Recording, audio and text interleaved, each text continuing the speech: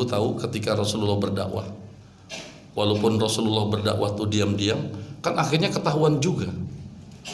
Maka ada tokoh yang menolak dakwah Nabi. Siapa yang paling keras? Siapa yang paling keras? Yang menolak dengan kekuatan dan kekuasaannya? Abu Jahal. Ibu, baik ditulis. Jadi ketika Nabi mulai berdakwah, walaupun sembunyi-sembunyi, sudah muncul 3 kekuatan. Kekuatan yang pertama ditulis ibu, kekuatan yang menolak dakwah Nabi dengan kekuatan, golongan yang menolak dakwah Nabi, golongan pertama, golongan yang menolak dakwah Nabi, Bu, dengan kekuatan dan kekuasaannya. Siapa di antara tokohnya? Abu Jahal. Siapa, Bu? Bu. Terus ini nanti ternyata sejarah terulang kembali. Golongan yang kedua yang menolak dakwah Nabi, nggak suka dengan ajaran Islam, nggak suka dengan dakwah. Golongan yang kedua yang menolak bukan dengan kekuatan dan kekuasaannya, tapi menolak dengan keilmuannya. Jadi menolak dengan keintelektualannya. Ada emang Ustaz? Ada. Siapa tokohnya? An-Nadhr bin Haris. Siapa?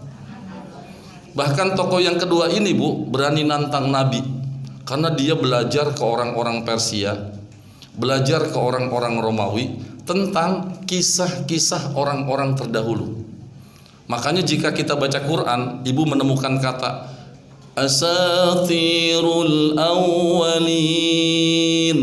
Di Quran kalau kita baca Quran, asatirul awwalin, dongeng-dongeng orang terdahulu. Itu ayat itu biasanya dikaitkan dengan siapa? Dengan An-Nadhr bin Haris yang berani menantang Nabi bukan dengan kekuatannya tapi dengan kecerdasannya. Bayangkan tuh. Bahkan di depan banyak orang dia kumpulkan orang. Ayo kumpul, kumpul, kumpul. Sengaja orang dikumpulkan, dia ingin memperlihatkan kepintarannya, pragmatisnya dan hedonisnya kalau orang sekarang bilang. Kumpulkan banyak orang, terus pas orang udah kumpul banyak dia bilang gini, saksikan kata dia. Saya kepingin ngajukan 3 pertanyaan kepada Muhammad, kata dia nih, yang merasa udah dapat ilmu. Karena dia berguru kepada orang Persia dan orang Romawi tentang kisah orang-orang terdahulu juga, kan yang dimasukkan dalam Quran kan. Tapi dia tanya sebelum ayat-ayat kisah orang dahulu diturunkan, kata dia, saksikan wahai banyak orang. Aku ajukan 3 pertanyaan kepada Muhammad.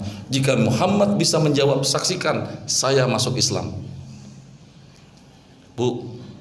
Bu, kok dia berani gitu? Sebab kata dia, kalau kamu mengaku Rasul ya Muhammad, kan Rasul itu tahu yang gaib, punya mukjizat.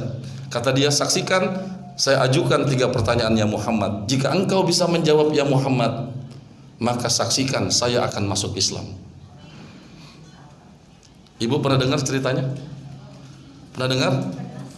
3 pertanyaan diajukan. Apa yang ditanya? Yang pertama, an ashabil kahfi. Ceritakan kepadaku tentang Ashabul Kahfi. Saat itu ibu belum ada surah Al-Kahfi. Kan tadi surah turunnya berurutan. Ingat gak ibu? Udah turun belum surah Al-Kahfi? Belum. Kan bukan langsung 30 juz. Yang kedua, ya Muhammad terangkan kepadaku Anzil Qarnain. Terangkan kepadaku tentang Raza Zulqarnain. Yang ketiga, Anir ruh, terangkan kepadaku tentang ruh.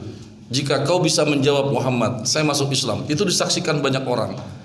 Si An-Nadhr itu ibu ngasih pertanyaan karena yakin Muhammad gak bakal tahu kisah itu. Muhammad tidak bakal tahu. Makanya kata Nabi, Bu, ini golongan kedua ya, golongan yang menolak dakwah Nabi dengan apa ibu? Dengan ilmuannya. Zaman sekarang ada nggak?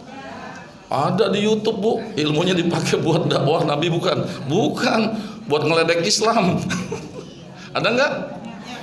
Nah, golongan yang ketiga sebelum saya jelaskan golongan yang kedua, golongan yang ketiga, golongan yang menolak dakwah Nabi, Bu, bukan dengan kekuasaan dan kekuatannya, bukan dengan keilmuannya, tapi dengan menjadi kelompok, menusuk dari belakang, menggunting dalam lipatan, musuh dalam selimut.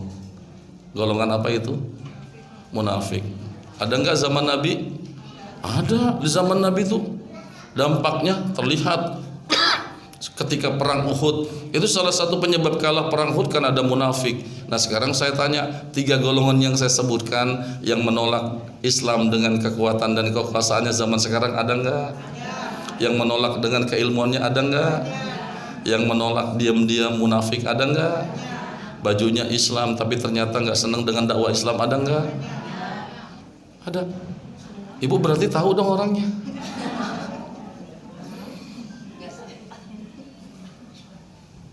Mau saya kasih tahu orangnya, Bu? Tapi jangan bilang-bilang ya.